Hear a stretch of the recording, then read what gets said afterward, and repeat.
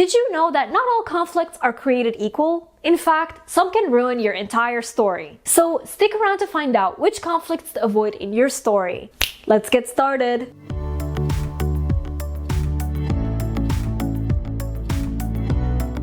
Hey guys, Nour here and welcome back to my channel. For those visiting for the first time, hello, I'm the fantasy author of the novel Divinity Falling. Be sure to subscribe for weekly writing advice videos. So conflict is what keeps your readers engaged, but that doesn't mean that every conflict is good. That's because certain conflicts are cliche and silly, and readers can tell when you're just trying to spring characters into action without anything worth acting on. So you'll want to avoid writing these conflicts in your story. Number 1, little conflicts that get blown up into big conflicts. This is often done to move the story, but it's lame. For example, a character overhears a conversation out of context and assumes it's about them. Then they get mad at the person having the conversation and start a fight with them. This conflict is often bad because its only purpose is to stir issues and manipulate readers. The writer is using this tactic to make readers wonder if the characters will make up. But the problem here is that this is not a strong conflict. But you can do better. Find something that isn't a misunderstanding to move the story. Number 2, the conflict that can be easily avoided. This often looks something like this. The main character gets told not to do something because it's dangerous,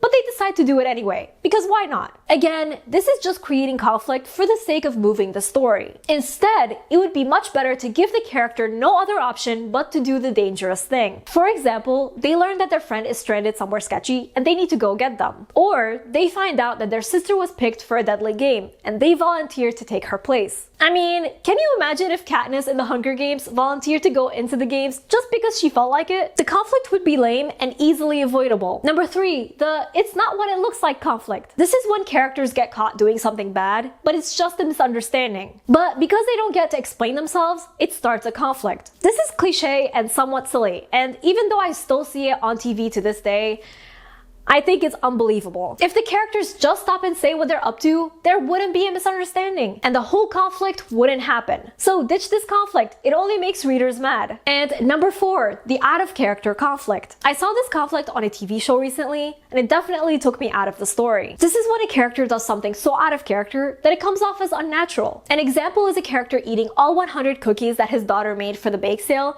because he was hungry that night. While this can make readers laugh because it's silly, it also pulls readers out of the story because it's not realistic. Plus, it goes against the intelligence of the character. It's like, is the character so stupid that they'd eat 100 cookies? Do they have no brain to remind them that 1, this is bad for their health, and 2, this is bad parenting? So I find this conflict to be silly for the sake of being silly, but it's not realistic. It forces characters to act differently than they normally would, just for laughs and drama. So don't do that. If you want a funny conflict, make sure it aligns with the character's personality and typical behavior. So that's all I have for you today. I'd love to know, is there a specific conflict you can't stand? Let me know in the comments. If you're new to my channel, be sure to subscribe. I put out weekly writing advice videos that will take your story to the next level. Also, don't forget to follow me on social media to see what I'm up to from day to day and to chat with me. And before we go, I just want to give a quick shout out to Sarah Frayne, Alan J. Early, and Noah Kovanti from my shout out tier over on Patreon, as well as all my amazing patrons. Thank you all so much for your support. I really appreciate you. And remember, Nour for president.